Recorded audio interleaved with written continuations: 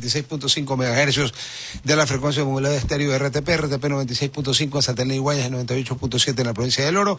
Hoy es viernes 16 de septiembre, comienza la última quincena de septiembre, quedan estas, las 2 de octubre, las 2 de noviembre, las 2 de diciembre, quedan 7 quincenas. El año tiene 24 quincenas, 12 meses, 24 quincenas, se han ido 17. 17 se fueron. Ya. Estamos, fíjense ustedes, en la quincena 18. Quincena, no sean mal pensados, desgraciados. Oiga, y antes de empezar, porque mientras llegue el invitado, tengo algunos comentarios, pero te recuerdo que con CNT tú puedes hacer un acuerdo de pago, si tienes deudas vencidas, obviamente, ¿no? Sin abono inicial. Sin abono inicial. Y hasta con 24 meses de plazo. Cámbiate a CNT. CNT, rentabilidad social, pensamos en ti. Ahora sí, mientras llega mi invitado, yo voy a hacer algunas cosas, algunos comentarios. Hoy ya se confirmó, vengo del noticiero de la comunidad, que la señora que había desaparecido en la provincia del Carchi, embarazada de 8 meses, ya apareció muerta. O sea, que el que la mató, que probablemente, que es está preso, y el miserable del padre de la criatura, mató a 2. Mató a la mujer y mató a su hijo o hija. Porque ya a los 8 meses, pues una persona hace rato que el ser humano está llegando, el doctor Alfonso Zambrano Pasquel, en la Harley Davidson, que no sé cómo hizo para treparla por las escaleras, pero bueno, Alfonsito es mago. Algo va a hacer. Bueno, ella ya está muerta. Pero aquí vienen cosas y que me cae como anillo al dedo, que hoy tengo un constitucionalista y penalista aquí. El caso Bernal, es la abogada que fue a la Escuela Superior de la Policía, entró y no sabemos más de ella. Pero la cartera y la ropa y todo ensangrentado está allá adentro. Y hasta ayer la doctora Diana Salazar, fiscal general del Estado, dijo que no recibía hasta ayer el informe oficial. ¿Qué están tapando? ¿Qué están tapando? Y ver, yo entiendo que todo el mundo tiene frases desafortunadas y la voy a tomar como tal, nada más. Pero, señor ministro del Interior, como lo dije ya una vez en un programa, yo tengo excelentes referencias de usted, que provienen de una amiga en común, la doctora María Paula Romo. Pero usted tuvo un lapsus lingüe, que casi, espero que sea lingüe y no brutus, cuando dice que esto es terrible, pero que es humano. Ya, entonces los asesinos seriales también son humanos, ¿no? Es terrible, pero es humano. Y Camargo y el monstruo de los Andes también eran humanos. Señor general, hay un viejo dicho, hay varios viejos dichos. El uno dice que uno es dueño de lo que calla y esclavo de lo que dice. Y el otro dice que antes de hablar hay que pensar. No, pues con la lógica, extremando al punto final, hasta lo de Judas es humano, si Judas también era un ser humano. Pero bueno, se la tomo como que es un lapsus. Y espero que el asesino que ya desapareció, el teniente sea encontrado. Y espero que la investigación de la policía aclare cómo es que entra una mujer, una abogada que no es policía al cuartel a la Escuela Superior de la Policía en la madrugada, cuando el teniente estaba libando con los cadetes. Por eso es que este país está 15 metros debajo de la mierda ya. Mi querido Alfonsito, buenos días, gracias por estar aquí. Perdona pero es que esto ya no se puede aguantar estas cosas. ¿Cómo estás? Bueno, bien. Bien, qué bien, hermano, te felicito. Bueno, hay que mirar las cosas con optimismo. Tú siempre ves el vaso medio lleno, pero es que salga aquí Alfonsito, venga más acá. A ver y solo mi cara no, pues la gente va a huir, van a decir otra vez la cara de este desgraciado. Me ayudas a subir un poquito el coso. Claro. Es que esa mesa también, saben que hagamos una cosa, te cambio de silla. Porque esa es la silla que parece que se sentó Hulk. Bueno, no, Fernando, cuando Fernando viene yo le tengo una reforzada. Claro. Este ya está bien arriba. Te deja dañado el kiosco. No, pues es que él es ligeramente bajo y muy esquelético, ¿no? Sí. Sí, claro. Te chocas con él y es como chocar contra un muro. Lo que me decías, hermano, tú siempre ves el vaso medio lleno, ¿no? Sí mismo, está bien. No, yo decía, vamos a conversar con Rodolfo, siempre interesante, y decía, bueno, pronto si vamos con tema libre no conversamos nada. Así que centrémonos. Pero claro, ahora mismo estaba pensando frente al tema, tiene que ver mucho con el tema de la seguridad. Bueno, un hecho como lamentable, penoso, No hay informe en 4 días, no puede ser. No, él estuvo allí, he escuchado decir que esta persona incluso se presentó a declarar a la fiscalía, no sé si es cierto. Sí. Y hoy ya está prófugo. Sí. Pero hay vestigios de sangre, la ropa ya la fue encontrada, ropa, la cartera, todo, el celular, todo, dentro de la Escuela Superior de la Policía. Claro. Lo que no encuentran es el cuerpo de la señora. Claro, y una cuestión, ojo, a veces la torpeza llega a hacer creer que porque desaparece el cuerpo no se puede probar el delito. Ahí existe este conjunto de elementos, es lo que constituye la llamada prueba indiciaria. El indicio es un elemento más otro. Pero no se suponía eso, que si no hay cuerpo... Ese fue el concepto antiguo. Es el antiguo, ¿no es cierto? De la época del maestro Carrara, de los años 1900. Chuta, pero bien antiguo. Claro, entonces se decía, si desaparece el cuerpo de la víctima no hay cómo probar el delito. Por eso surge luego ya, incluso el código nuestro, la jurisprudencia de la Corte Suprema de aquella época de Ecuador tenía, porque mi tesis doctoral de 1979 es sobre homicidio simple. Entonces yo hacía investigación de campo en jurisprudencia de Corte Suprema y encontraba que hubo un primer momento donde la Corte Suprema seguía la concepción de Carrara, maestro don Francisco Carrara, sí, no hay cuerpo, no hay delito. Entonces parecía como que si desaparecía el cuerpo era el crimen perfecto. Pero como evoluciona el concepto del cuerpo del delito, la Corte Suprema acepta luego esa evolución y por eso incluso el código se reforma y dice si hubiese desaparecido el cuerpo, habrá que hacer la peritación de los indicios que pueden ser sangre, impactos de bala, la ropa de la víctima, etcétera. Sumémosle en el caso presente el hecho de que ella sí ingresó no está probado lugar. Eso. Entonces, lo que pasa es que nadie la vio salir.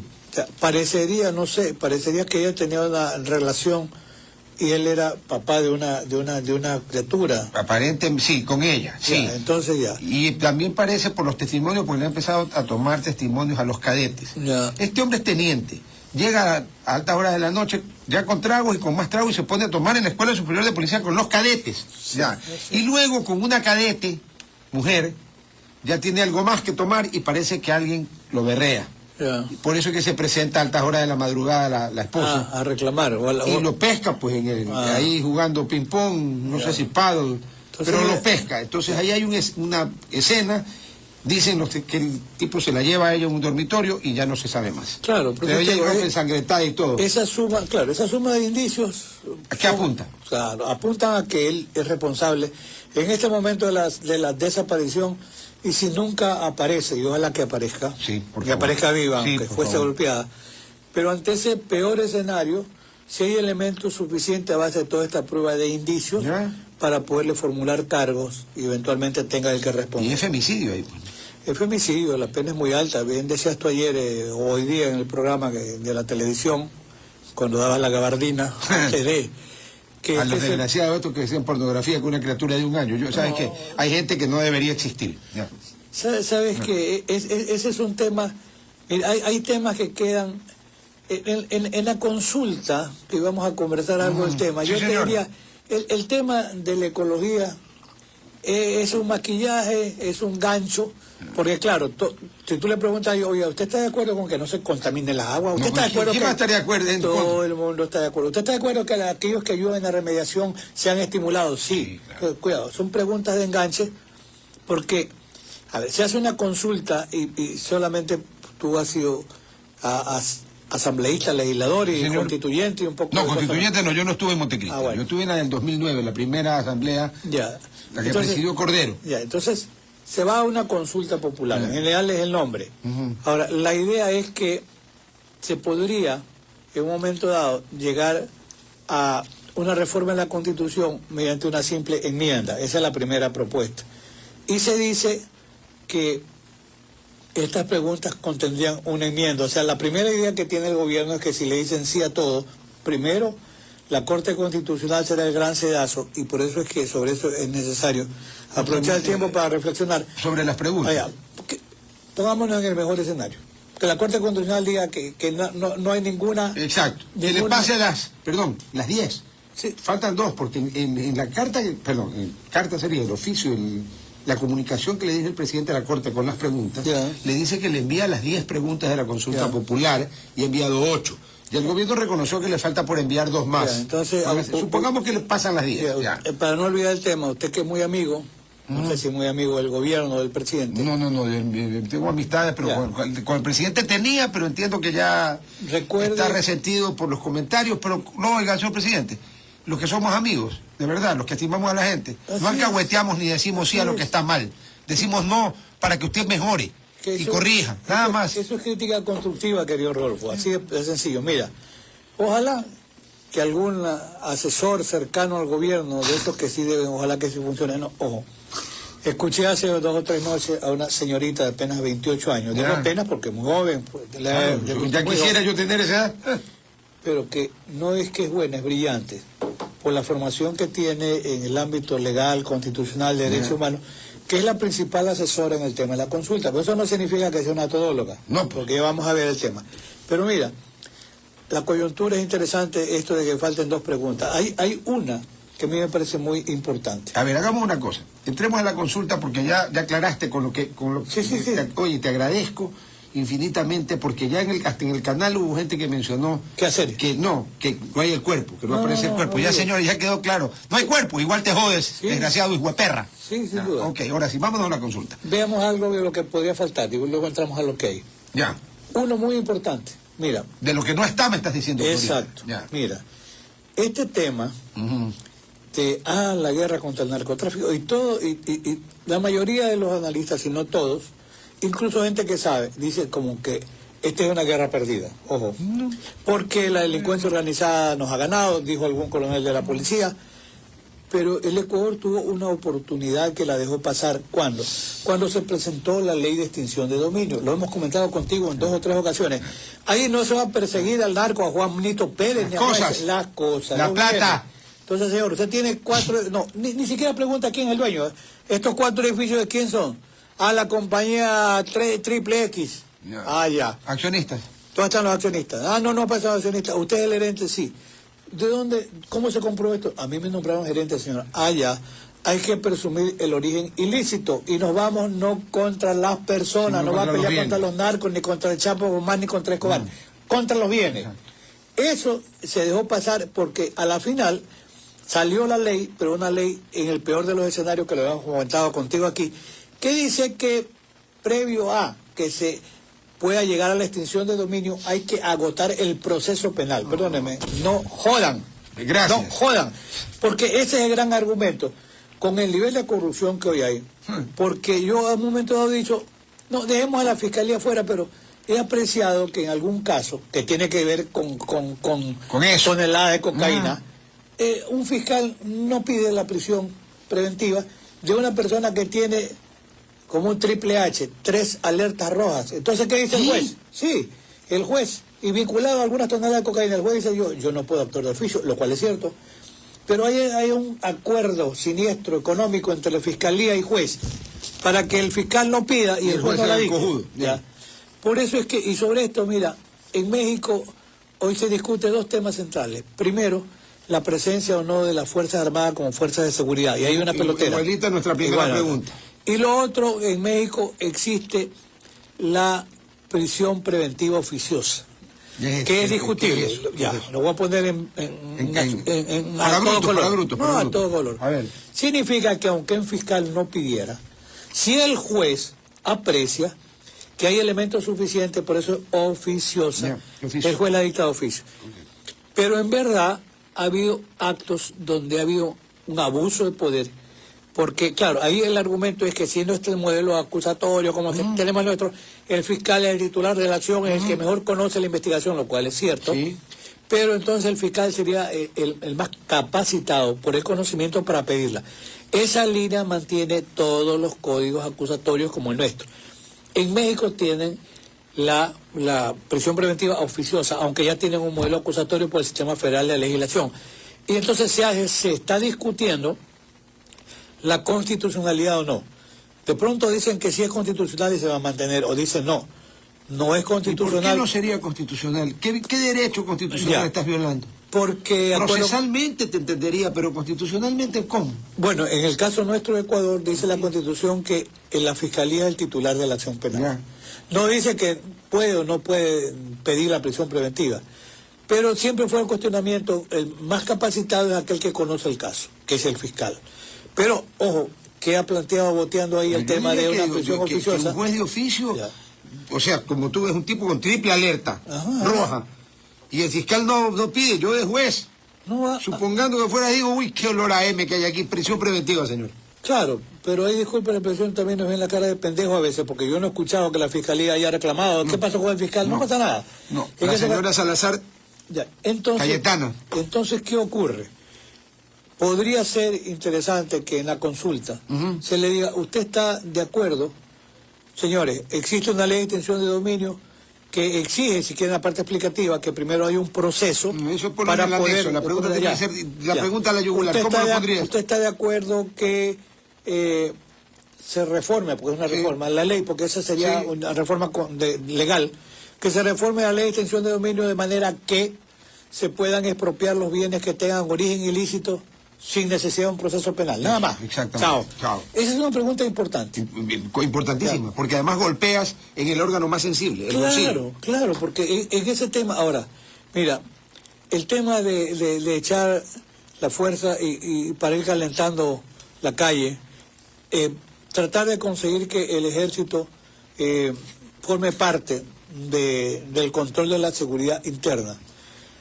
A ver, primero, la Corte Constitucional ya antes ha dicho que no son funciones propias del ejército, lo hemos comentado aquí. Sí. El sistema interamericano, como Vélez Zambrano y otros, también en esa misma línea, dice, no son funciones propias del ejército porque dice el ejército está preparado para la guerra, lo cual es cierto. Y entonces dice, consecuentemente, pero se permite la excepcionalidad y por eso surgen los estados de excepción o de urgencia, etcétera, para poder hacer parte efectiva a las Fuerzas Armadas. Perfecto, preste el Josito. Vamos a seguir. Nosotros aquí en el fondo nos vamos a la primera pausa. Sigamos con la Ahora. A ver, estamos en la primera pregunta, ¿no es cierto? Claro. ¿Qué dice la primera pregunta? ¿Usted está de acuerdo con que las Fuerzas Armadas colaboren con la policía en el control de la seguridad pública, ¿no es cierto? Sí. No habla de tiempo, quiere decir que sería permanentemente. Sería permanente. A ver, en Chile, Carabineros de Chile es la cuarta rama de las Fuerzas Armadas. Sí. Ejército de tierra, Fuerza Naval, la Marina, la Fuerza Aérea Chilena y los Carabineros de Chile. Ahí no hay problema porque como son parte de las Fuerzas Armadas, las otras partes de las Fuerzas Armadas lo pueden ayudar. Pues. Es una policía militar la que hay en Chile. Aquí no. Claro, eso... ¿Qué piensas tú de la pregunta? A ver, por la situación que se vive, por la limitación que tiene la propia policía, y también incluso el propio ejército tiene limitaciones, porque sobre esto, mira, yo creía, y hace unos días estaba ya orientado a cuestionar qué pasa, porque como empezó a circular la noticia, primero ya hay caletas de cocaína en Pozora, pues está el puerto, brother. Pero, ojo, yo iba a decir en principio, ¿qué pasa con el control portuario? Es que el control sí existe. Claro, el servicio de vigilancia aduanera. Y tiene escáneres de primera, pues. Pero no los quieren poner, pues. El puerto sí se escanea. ¿Cómo pasa? ¿Por qué tú crees que hay caletas en Pozora? Porque están en las lanchas, en alta mar. Pues. Claro. Entonces, mira, ahí, ¿qué es lo que no hay control? No hay control de la Marina. Aunque tengan lanchas viejas, perdóname. Ustedes hacen los pendejos también. Una ocasión conversaba con una persona oficial de la Armada, que hoy tiene el rango de capitán de no sé cuánto, y era más joven, y él me decía, él estaba en Manta, y me contaba que cuando él le tocaba, estaba jefe de patrullaje, él iba a salir a patrullaje y venía el comandante de la unidad y le decía, no salga. Pero mi comandante, no salga, carajo. Entonces me decía, ¿y tú qué crees? Que ese día iban a embalar drogas en los barcos. Entonces, ahí hay un manejo, eso es delincuencia organizada. Pero a ver, Pablo, ¿qué te extraña? Si el otro día en este programa, hace algunos días, el coronel Fustillo, retirado, develó que este famoso señor coronel Cerda, al que en la semana del 20 y pico de agosto, después de que lo cesaron el 17, fue detenido por delincuencia organizada, era el número 3 del CIES. Era el jefe del departamento de seguridad. Era el individuo que se encargaba de la compra de todos los equipos electrónicos, de los barridos electrónicos, de las pruebas de confianza. Él decidía a quién le hacían una prueba de polígrafo y a quién no. delincuencia organizada, el número 3 del CIES, coronel de la policía en servicio pasivo. Y el que lo reemplaza, hombre de confianza del señor José Serrano, que está próximo a subir a los altares, el año 7000 seguramente, e íntimo amigo de Ronnie Vallejo. Entonces quiere decir que, a ver, si el jefe de seguridad del CIES está preso por delincuencia organizada y el CIES es el Centro de Inteligencia Estratégico, quiere decir que la profundidad que un comandante de Marina esté en la rosca es lo de menos, pues hermano, si esto está dentro del CIES. Sí, no, la delincuencia... Pero la cosa es clara, que le dio la orden estaba en la rosca. Sí, obvio. por supuesto. Alguna vez conversaba con alguien que estaba preso y me decía, vinculado hace 15 años, era aparentemente un buen alijo de cocaína, 400 kilos, que no es nada. Ahora no es nada, no es nada. Toneladas ahora. Entonces, me comentaba y decía que tiene inteligencia, me decía la policía. Nosotros tenemos contrainteligencia, doctor. ¿Qué es eso? Comprado. Compramos inteligencia dentro de la policía, claro. Tenemos información. Claro. Ese es el gran negocio de dar información. Claro. Entonces, la corrupción institucionalizada es muy cierto. Y sobre eso, la presencia de la señora comandante de La señora Estados Varela. Unidos. La general Linda Richardson, comandante, ella es la general en jefe y comandante del Comando Sur, Ya. que es toda Sudamérica. Ya. Entonces, mira. De Panamá. Ya. Entonces, ¿qué habría que hacer? Primero, hay que ver cómo está el convenio de ayuda que proporcionaban los aviones Orión. ¿Ya? Está vigente. Está vigente. Los radares, sí. Ya. Entonces, pero ya los gringos mismos dicen que ellos no quieren FOL, que no quieren nada en Manta. No. Si no necesitan eso. Ya no Ellos necesitan. pueden tener los aviones en el sitio más seguro que hasta ahora que puede ser. No. Es que los aviones, ese tipo de avión no tiene que volar. Toda la tecnología la hace en un cuarto como este, en el avión. Con las pantallas, no utilizas tú, ni siquiera necesitas tú un helicóptero artillado porque tienen drones artillados. Entonces el dron se levanta y tú ves en la computadora dónde está. Esa lancha va con cargada, 4 motores, va cargada. Ya. Hace años le escuchaba decir a una persona que a una parte los detienen y a otra parte los hunden en alta mar. Va el dron artillado, chao, te fuiste. Una parte queda como huella y otra parte no. Ese es un control importantísimo que tiene que hacer en alta mar con la tecnología que tiene los buques Orión, los aviones Orión. Sí. Ese es un tema. El otro tema interesante es que todavía no hay un horno para quemar las 300 toneladas de cocaína que cuestan 12.000 millones de dólares. Cuidado, se la están cambiando o se la están revendiendo, porque también hay quienes compren en el mercado negro. O los mismos que la tienen la sacan ellos y la revenden. Por supuesto que sí. Pero hay un horno, pues, hermano. El de la Cemento Nacional le pueden quemar toda la cocaína del mundo. Lo que pasa es que para el horno tiene un precio, tendrían que pagar la cemento. No, si le echarlo ahí mismo. Sí, pero... No tiene que parar nada. Sí, pero el horno se va a contaminar, tiene que limpiarlo. Pero creo que no, si ya lo han hecho antes. Si lo han hecho antes. Sí, yo... Pienso en ti. Estamos de regreso con Alfonso Zambrano. Estamos con el y punto... para los amigos de la radio que no nos oyeron, estamos analizando el punto 1 de la consulta, las Fuerzas Armadas colaborando con la policía. Sí, entonces, Tu a ver... opinión es mixta, creo, ¿no? Sí, es importante, sí, porque la policía no tiene ni cuantitativamente el personal, Ni cualitativamente. ni calidad, ni armas, No, ni ni nada. equipos. Entonces estaría con todas las condiciones precarias que puede tener el ejército nuestro, porque como no estamos en guerra con nadie, también su logística... Ya no es lo que era antes. Exacto. Entonces, pero es interesante que pueda haber ese control. Pero uno que sí se podría hacer, que comentábamos en el caso de Pozora. La droga no es que se contamina la carga dentro del puerto de Pozora, es en alta mar.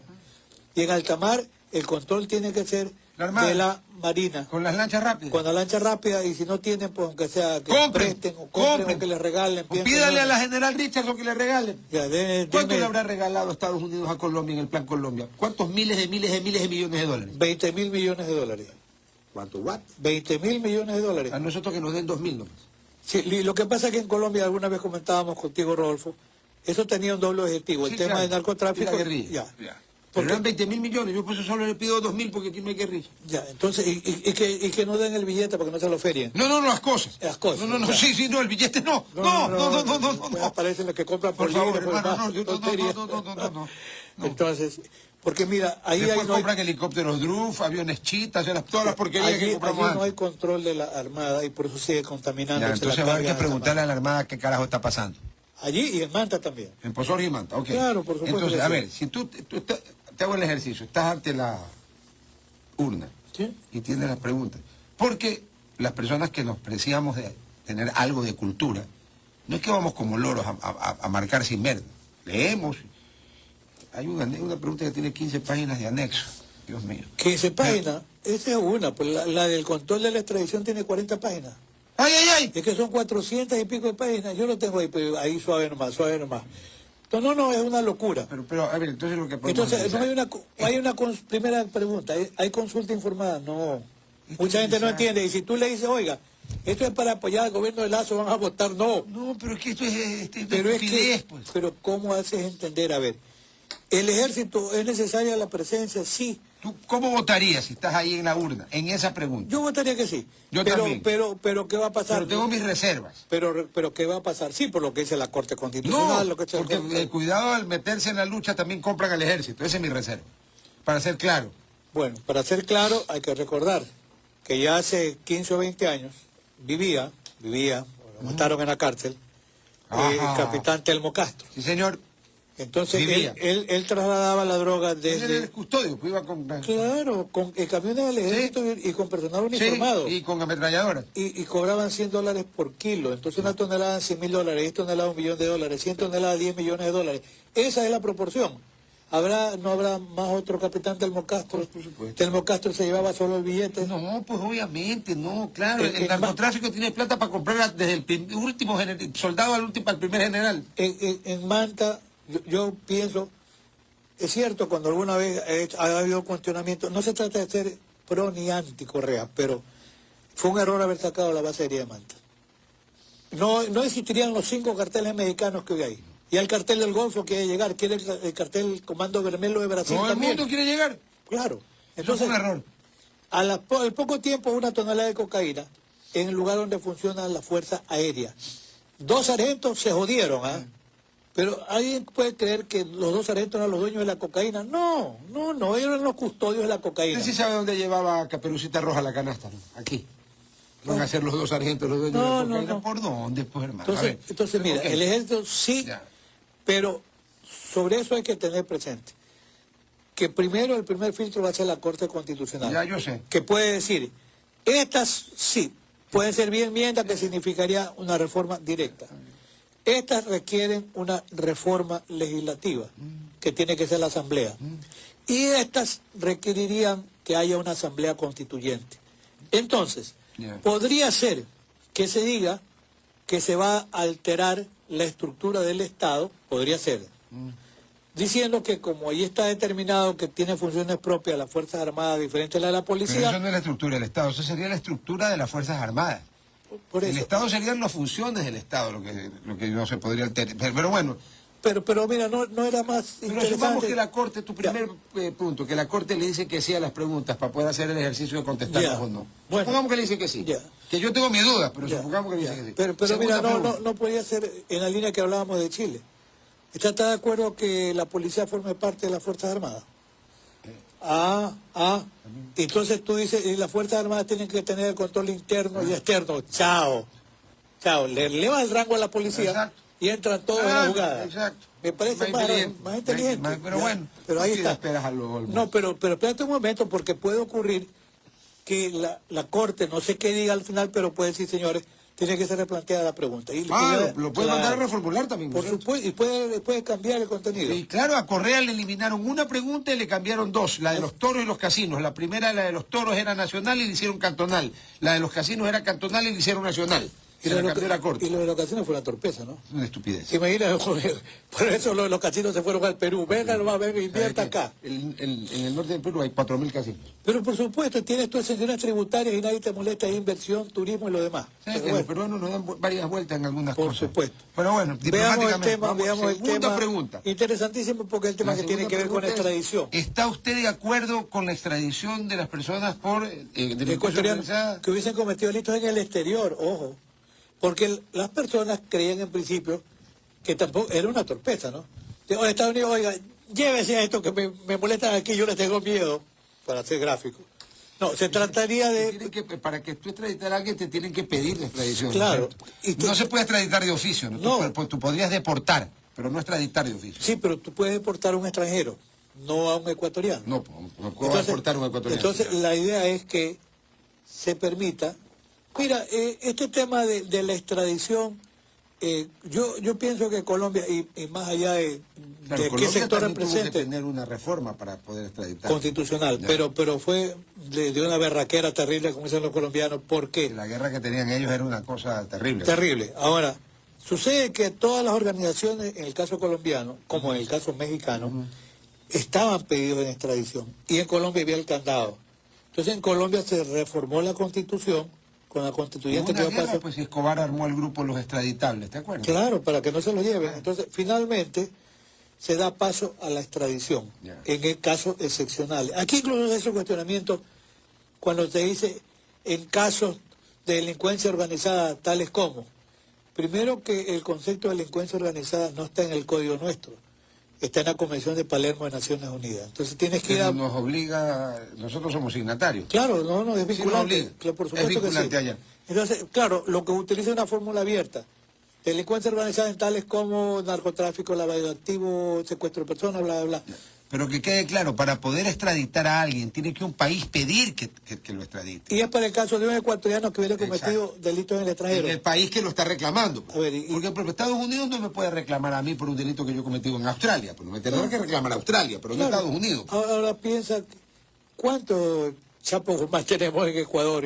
Perdón, me ven la cara de pendejo con la pregunta. ¿Y cuántos Pablo Escobar tenemos y los Rodríguez? Lo que pasa es que en Colombia se la juega, ¿por qué? Porque hay una ley de sometimiento a juicio y les dicen, entréguese, usted dice qué delito cometió y yo Estado lo juzgo. Entonces, la condena era de hasta 14 años. Claro, porque yo iba a poner el delito más barato. Y Claro. así pasó, pues. Claro. Entonces, los condenan, por ejemplo, los casos de los Rodríguez, los condenan hasta 14 años. Los dueños de la América de Cali, De que Cali. jugó 4 finales consecutivas de la Copa Libertadores, porque había todo el billete de la Pepa ahí. Y en la farmacia la rebaja, la gran rebaja. La gran cadena de farmacia de la rebaja. Entonces, y ahí estaba Gilberto, que el ajedrecista brillante, y Miguel, que era el duro, el brazo armado, que es el que le voló la casa de Escobar, el edificio se lo dinamitó. A su vez le dinamitaron la farmacia. Era una guerra, pues. Era una guerra de carteles. Entonces, ¿qué pasa? Que se someten a juicio. Porque Colombia dice, vamos a negociar. Ya, la ley de sometimiento a juicio. Usted le pone, la fiscalía pide y el juez le pide 14 años. Procedimiento rápido. Justicia penal negociada. Pero 14 años estaba vigente la ley del 2 por 1, y eran 7. Vino el Papa y le dio la santiguada, un año menos, jubileo 2000. A los 6 años salieron libres. Y los Estados Unidos vieron qué carajo es esto.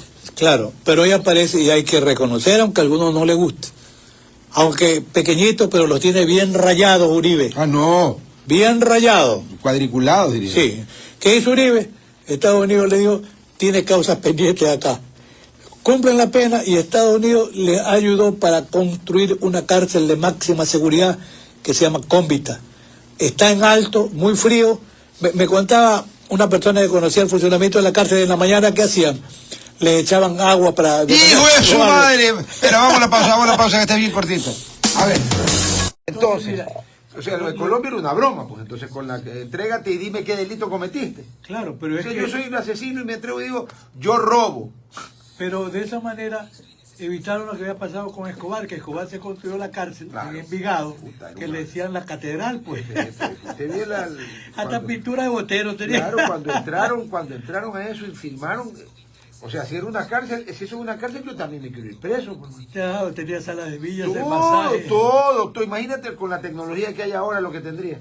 Sí, alguna vez le patearon un billete, como dicen los Montuyos, con una carga, los mandó a ver, los cortó en pedazos y los enterró ahí mismo, en Envigado. Nunca. Y se lo vinieron a visitar al patrón y desaparecieron. No sabemos más. No sabemos, vayan a buscarlo. Pero también una cosa, hay que ser bien, pero bien cojudo para robarle a un tipo como Escobar. ¿No? Bueno, hay gente torpe en cualquier lado. O sea, no, Disculpa. claro. Entonces, mira, ¿qué pasa con el cartel de los Rodríguez? Que el uno ya se murió y el otro está enfermo en Estados Unidos. Ellos cumplen los 6 años.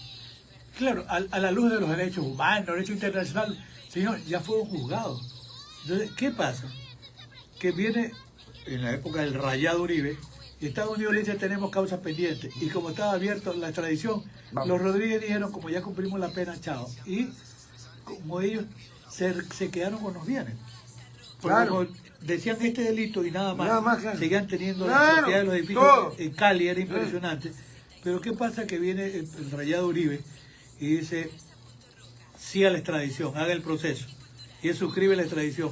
Entonces primero viene el avión de la DEA de Estados Unidos y se lo lleva primero a Gilberto. Lo llevan a Miami, él busca abogados, los abogados dicen, no, pues el non bis in idem, Sí, claro. ya, non bis in idem, ya fuimos juzgados. No, señor, aquí conspiración, que es todo y nada. Es otro delito. Conspiración criminal. Es otro delito. Una especie como de, está en el aire. Claro, pero ahí sería otro delito. Ya no es bis. Claro. Al volviendo.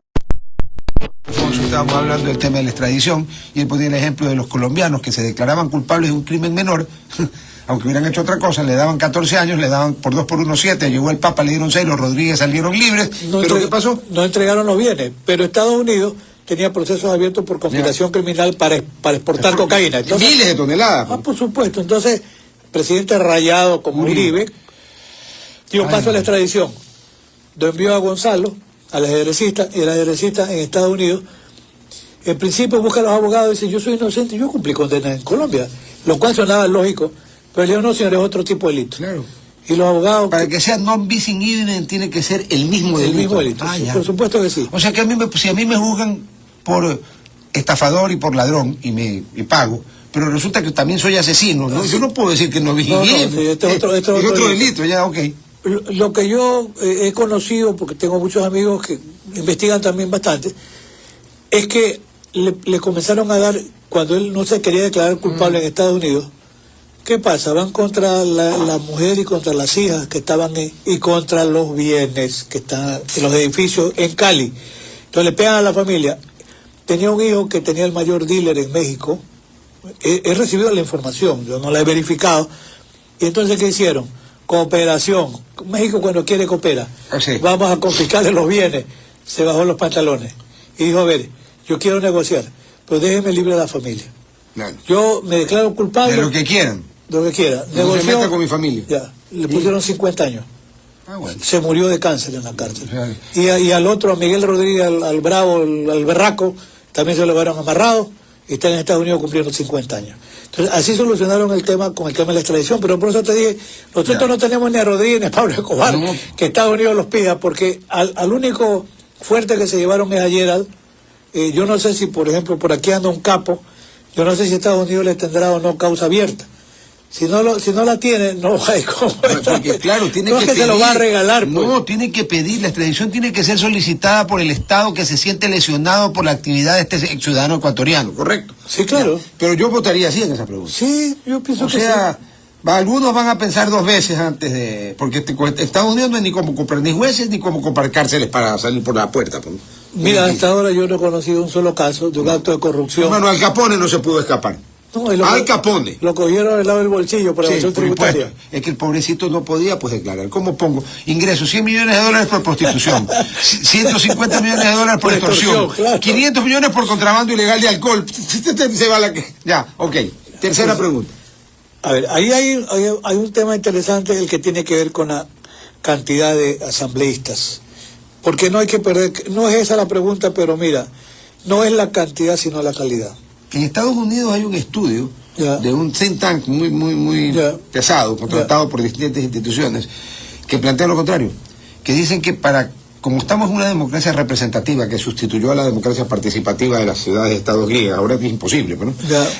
Que hay que aumentar el número de representantes para que no se altere la proporción entre representados y representantes, pero no para el Senado, porque el Senado son 2 por estado, hay no hay problema, pero para la Cámara sí. Mire, acá queremos reducir, y yo estoy de acuerdo contigo, hermano, pero la calidad de la gente. No yo me quedaría con una doble cámara. Ah, no, yo también. Ya, y con un número... Y con requisitos distintos. ¿No? Oye, si tú pones, para que no digan, cuantitativamente, si tú pones 2 por provincia son 48. Senadores, 1 por provincia. 1 por provincia, no, 48 diputados. No, senadores digo yo. Senadores 1 por provincia. Y pero diputados tienes que elegir por población. Claro, por población. Pero la Cámara del Senado debía ser la Cámara de Legislación. donde tiene que y la cámara sería lo de diputado, control político, los representantes sería la de fiscalización. Claro, correcto, de acuerdo contigo. Con eso, para ser senador, matan a dos pájaros de un tiro. Otro laguicito, correcto. Claro. Alguien me decía por equivocación, siempre ha habido corrupción. No, un momentito. Desde el inicio del gobierno de Roldón. No le pendejada ley. Perdón. Primero la calidad de los ministros que tuvo Roldón. No solo eso, los organismos de control. A ver, mi maestro, Nicolás Parducci Sacalú, era el procurador del Estado. Si a mí me van a decir que Nicolás Parducci era corrupto, entonces no me jodan. Yo soy Al Capone. El mundo era corrupto. General. Entonces yo soy John Dillinger. Y Hugo Ordóñez Espinosa, el Contralor, corrupto. Entonces yo soy Nerón. O sea, para que vean, los tres de primera, nunca más hubo un tiro así. No, nunca más hubo. Al mismo tiempo. Y mucha gente salió empobrecida del cargo. El doctor Galo García Ferro, alguna vez que yo le dije, maestro, ¿cómo está? Alfonso, quiero consultarle algo. Yo le iba a visitar, por supuesto. ¿Y cómo está, maestro? Me decía, estoy recuperándome económicamente. Yo terminé endeudado, Alfonso. Ese fue un sacrificio. A mí me consta. La situación de él en el banco. Es que sabe que debía casa, debía oficina. ¿Sabe qué me quiero, Alfonso? El doctor Galo García Ferro en su vida ha cogido un centavo ajeno. Y si lo encuentro en la calle, se lo da un policía. Ya. Porque así es. Vivimos la era de los nacidos para robar. Penosamente. Estamos jodidos por la mala calidad. Otro funcionario. Uno puede estar de acuerdo ideológicamente o no con él. Mi maestro, el doctor Ramiro Larrea Santos. Eso alguna vez cogió un centavo. No. Fue ministro, fue presidente de la Corte Suprema. Un hombre, ¿qué sabe qué, hermano? Cuando uno es honrado, honrado, y cuando uno no es honrado, no es honrado. Un jurista ecuménico como Carlos Ferublum. Qué ministro que tuvo Roldón. Y un congreso con gente como el doctor Zavala Vaquerizo, el doctor Carlos Julio Rosemena Monroy. Es decir, eran toros sagrados en realidad. Estaba en el Congreso del 79, estaban los Córdoba Galarza, estaba el propio Rodrigo Borja, que como no entró a la segunda vuelta se pudo elegir. Claro. O sea, era un congreso de lujo, entonces no me diga que siempre el congreso fue corrupto, no señor. Pero el otro, también escuché decir a alguien, el que viene será peor. No, debía ser mejor. Sí, pero en este país estamos, como dice el tango, ¿viste? Cuesta abajo de la rodada, hay que invertir la cosa. Sí, entonces tendría que desaparecer ya un congreso, una asamblea, para lo poco que sirve para nada. En la respuesta, en la pregunta sobre la disminución del número de diputados, yo no estoy de acuerdo. ¿Tú no estás de acuerdo? Yo pienso que... Bueno, yo... O sea, a ver, siempre y cuando mantengas la proporcionalidad en...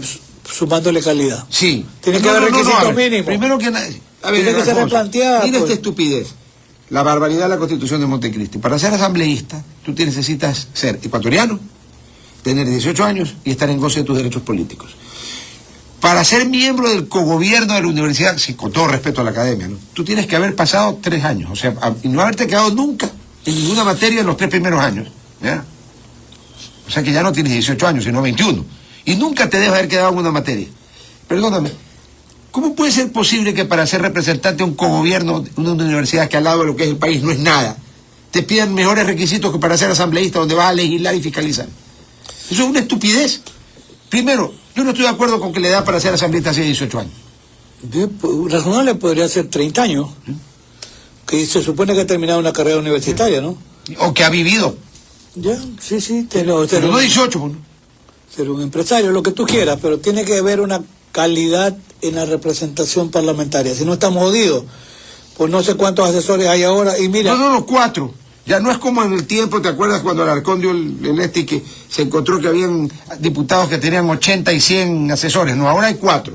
No, pues, yo fui asambleísta en 2009. 4. Alguna época había una señora que preparaba caldo, salchicha y fritada. Inclusive había gente que tenía... Los músicos, llevaban los músicos. Tenían de asambleísta al manicurista y al peluquero, pues, hermano, que de asesores, pues, acuérdate. Mira, alguna vez me pidió un diputado que yo fuese asesor.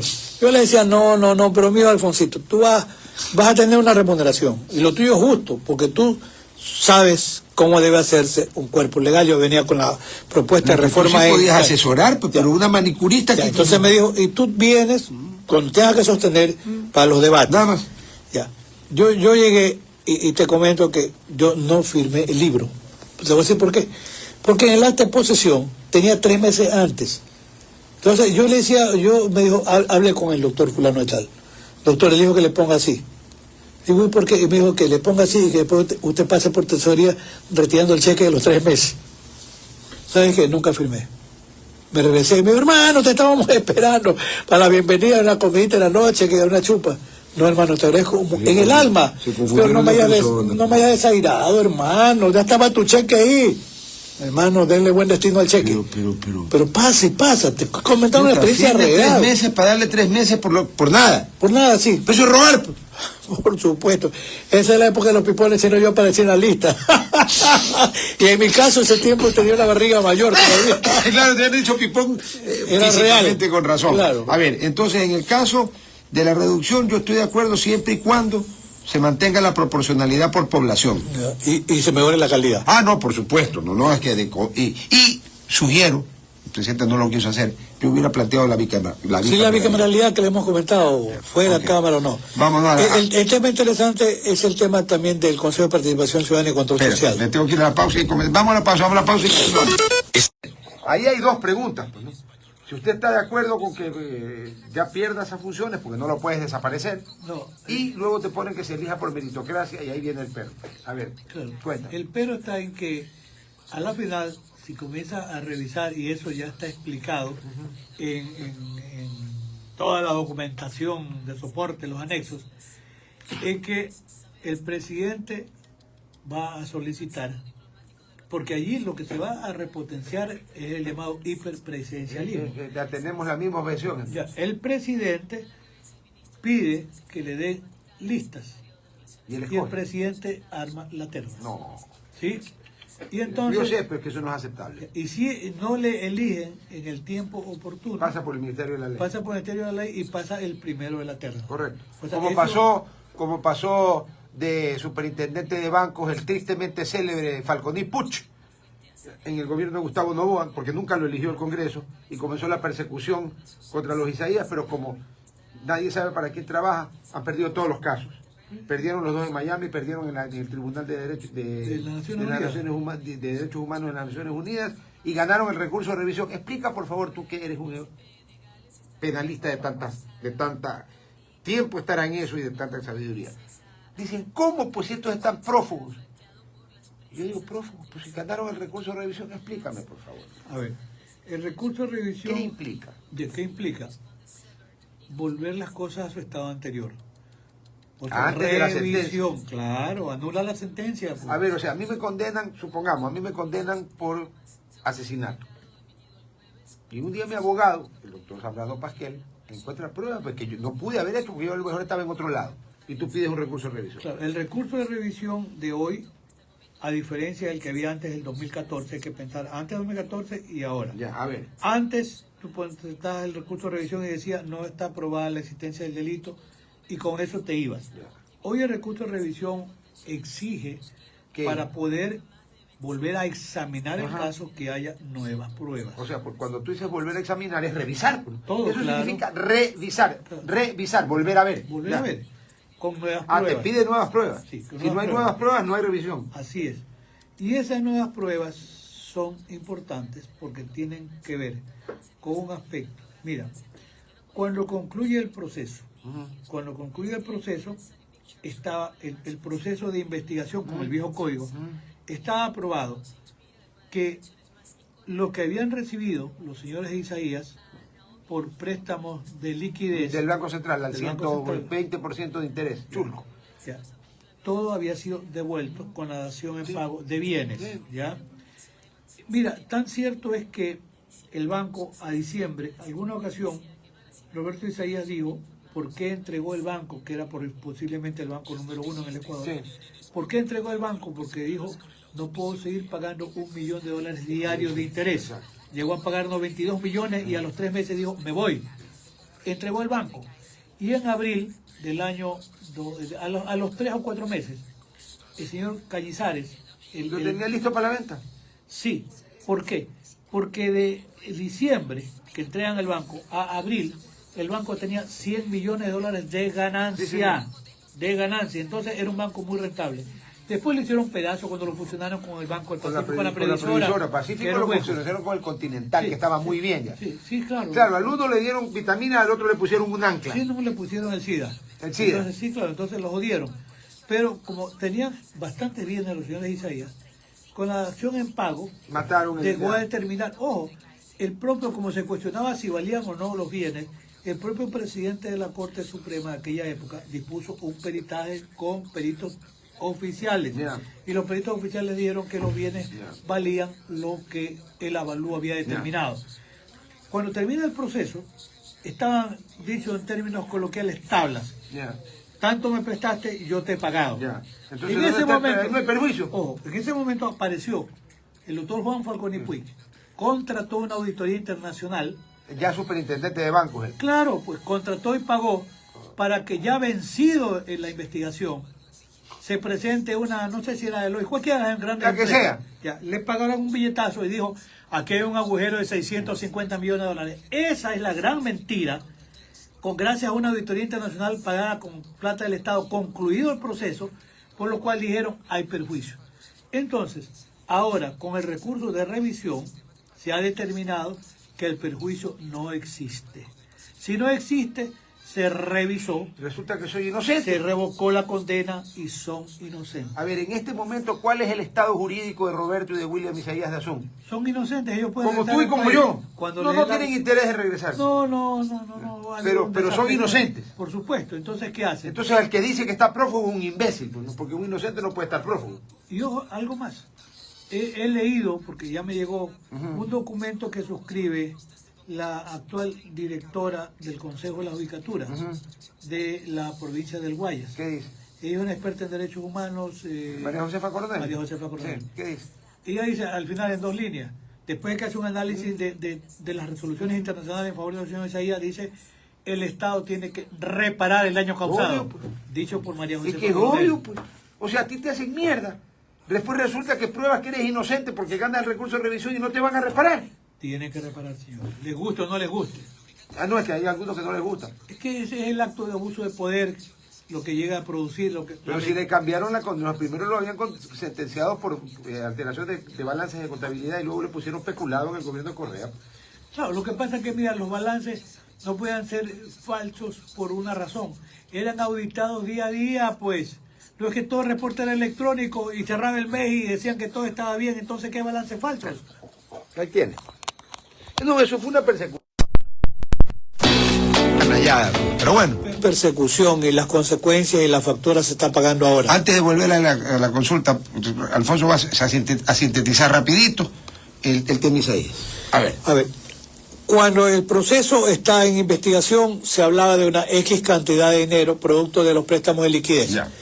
La pregunta es por qué el señor Isaías decide entregar el banco. Roberto, que era la figura principal. Correcto, sí. ¿Por qué pagaba $1 millón diarios de intereses por los préstamos de liquidez?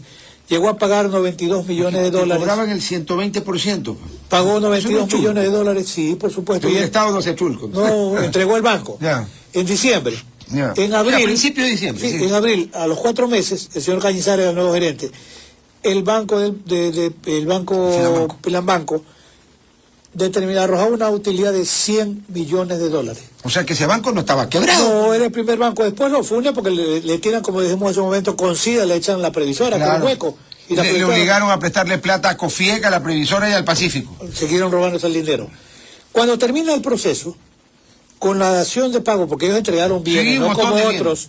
Entonces, primero decían, esos bienes no valen el valor por el cual han sido entregados. El presidente de la Corte Suprema, el De la juez Corte Suprema. ordenó un nuevo peritaje. Con peritos nombrados por peritos quién. oficiales, peritos del Banco ya, Central. ok, ya. Esos peritos dijeron los bienes sí valen. Ya. Entonces, en términos coloquiales, estaba pagada la deuda. Pablo.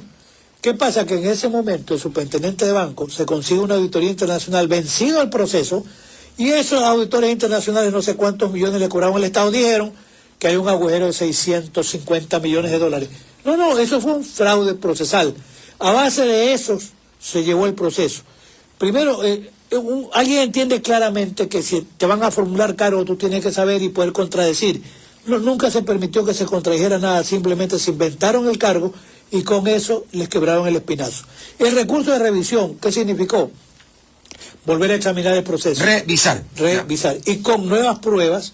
Ahora hay que tener nuevas pruebas. Tú dijiste que antes no había Antes necesidad. la revisión podías tú examinar todo, pero ahora requiere nuevas pruebas. A base de nuevas pruebas, con nuevos peritajes, se determinó que no había perjuicio al Estado. O sea que si era... no había perjuicio, no había delito. Y cuando no hay delito, ¿qué es uno?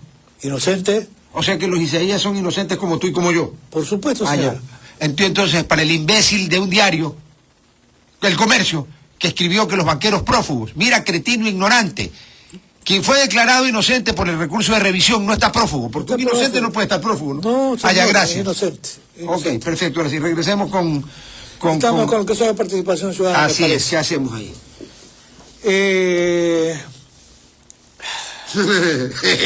Mira, primero, la forma como se... En principio, cuando tú piensas en un Consejo de Participación Ciudadana honestamente conformado, con gente de calidad, tú dices, bueno, parece interesante sacar de las pezuñas del Ejecutivo la designación del Legislativo. Sí, porque en el fondo sigue siendo lo interesante de lo que hemos dicho a lo largo de esta conversación. No es la cantidad, es la calidad. Por eso tú hablaste bien de un contador, de un procurador, etcétera. Y ha habido otras personas. Sí, claro. Marcelo Merlos Jaramillo, pero por favor. Gonzalo Zambrano Palacios, es fácil decir que todo es corrupto. No, hablar huevadas. No, entonces mira, yo estoy en desacuerdo en que al presidente termine dándosele el poder de ser él el que designe. Porque eso es lo que dicen los anexos, ¿no es cierto? Claro, es que todo se conduce a que sea a la final el presidente de la República quien, como todavía le faltan como 3 años, 2 años y algo más, y medio, entonces se quede blindado de a futuro por el mismo, autoridades de control por él mismo. Y por una consulta popular, encima, que tiene esta prueba de balas. Claro, pero si no, la consulta lo dijo. Claro, en el momento que lo ataque, le dice, señor, pues si el pueblo votó la consulta. Yo he hecho esto porque el pueblo me autorizó. Brillante, ¿sabe qué? Ahí sí, chapó. Pero chapó al que no lea el anexo. Y leyendo el anexo, yo no estoy de acuerdo, y no es por el presidente actual, yo no estoy de acuerdo con que ningún presidente se pueda autoblindar a sí mismo. Sí, el tema está en que como se fue degradando la calidad de la Asamblea. Degradando. Eso es un eufemismo. Bueno. Están debajo de los pozos sépticos ya. Entonces, ¿qué ha determinado eso? La mala calidad de las autoridades de control. Porque entonces se comienza a negociar. Me pones a este, yo te pongo a este, y negociamos, y tú me das esto y lo demás. Es decir, el nivel de corrupción se institucionalizó. La consulta popular, que puede ser en el fondo muy importante, puede servir para poco y a ratos para nada. ¿Por qué? Y a ratos para cosas malas. Te recuerdo que Hitler vivía de consultas populares y las ganaba a todos con el 95% para arriba sin fraude. Sí, ¿era bueno lo que se Hitler? No. No, como de pronto se quiere inspirar en el discurso Bukele. Cuidado, Bukele es un fascista. ¿Pero cómo? Hiperfascista. Ahí están las manifestaciones de derechos humanos de personas desaparecidas que dicen, señor, hace enredada, a mi hijo lo mataron, mi hijo trabajaba, vendía empanaditas en la calle. Ahora, con la situación de las maras, que este tipo ha metido preso a 45.000 y hay 30.000 todavía afuera, El Salvador, eso no era un país, ¿no? O sea, Bukele puede ser que vaya a limpiar El Salvador, pero en el fondo es un fascista.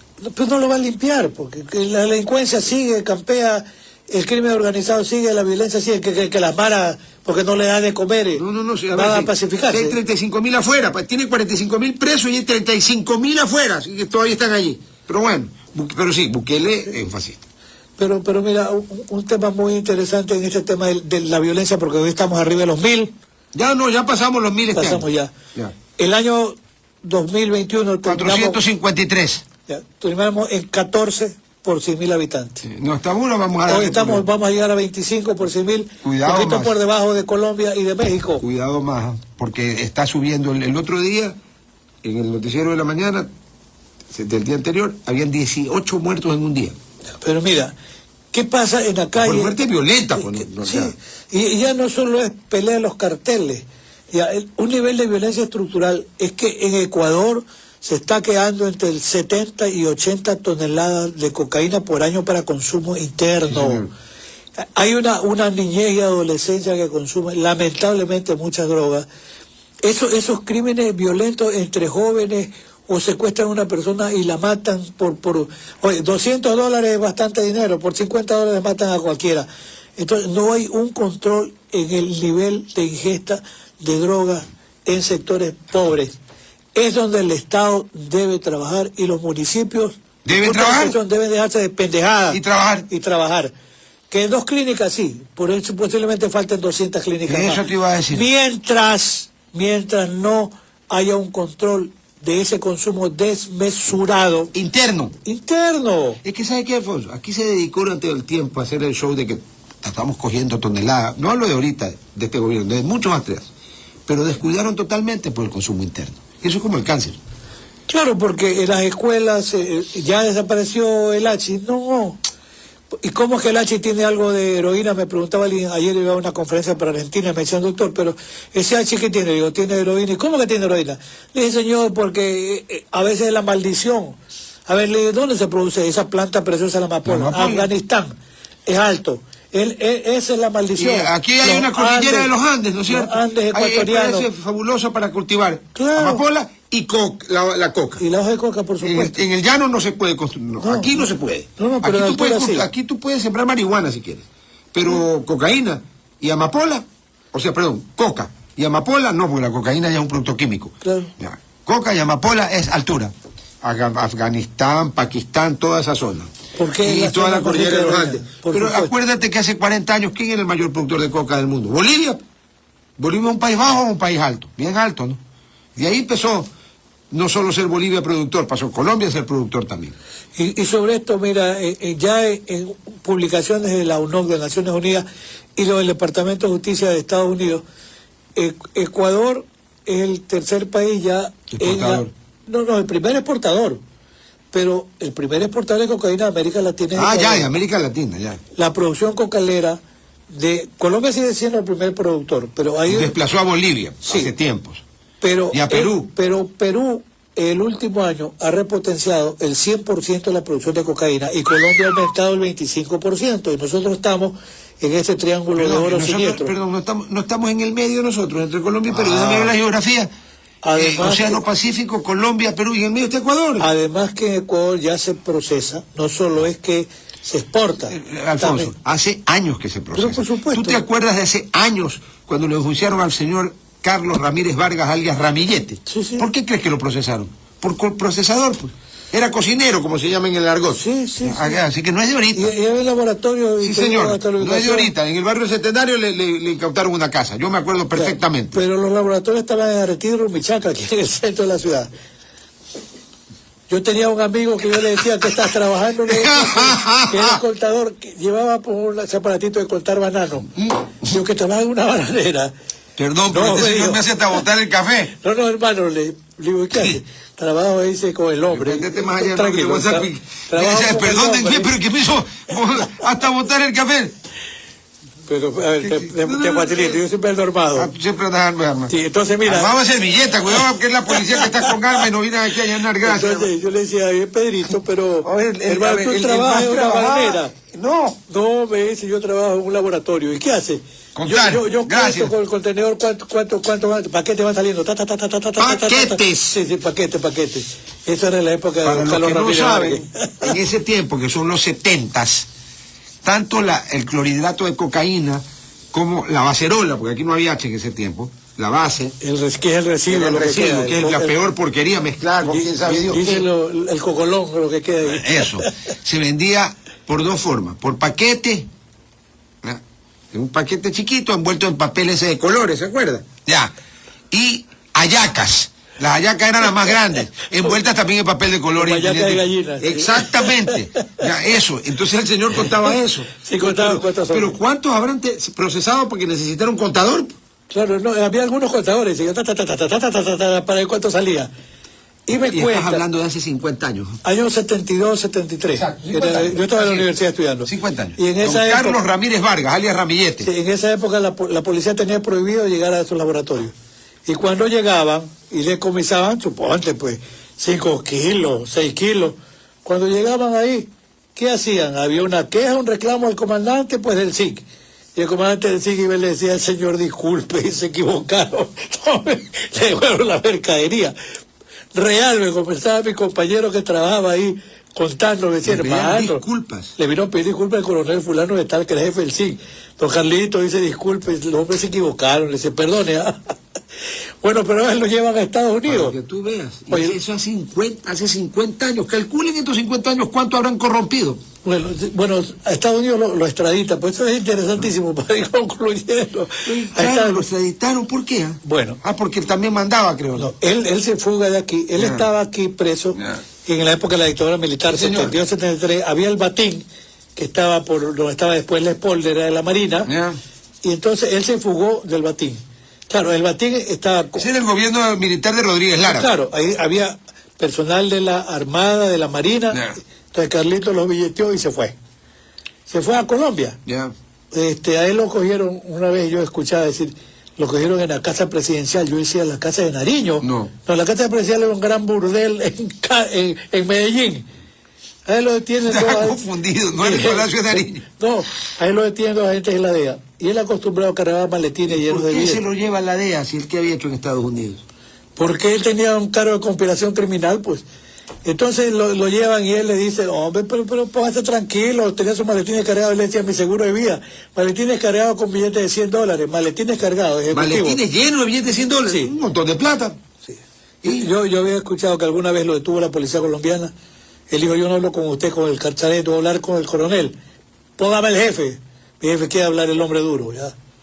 Y salió caminando. ¿Y qué hiciste, Carlitos? Le dio un maletín al jefe. Entonces le dijo, oiga, muchachos, pero conversemos. Y él se resistió, lo narcotizaron, y cuando lo llevaron, él apareció. Él creía que estaba en Bogotá por el frío. Y entonces le dice, puta, ustedes me robaron el billete y encima me traen a Bogotá. Usted no está en Bogotá. Usted está en las tumbas de Nueva York, una cárcel antigua, fría, maloliente, pasaban las ratas y la miasma, y lo tenían allí, y usted va a ir al gran jurado. Entonces, él en principio dice, yo, ¿cómo me va a condenar si yo no tengo droga?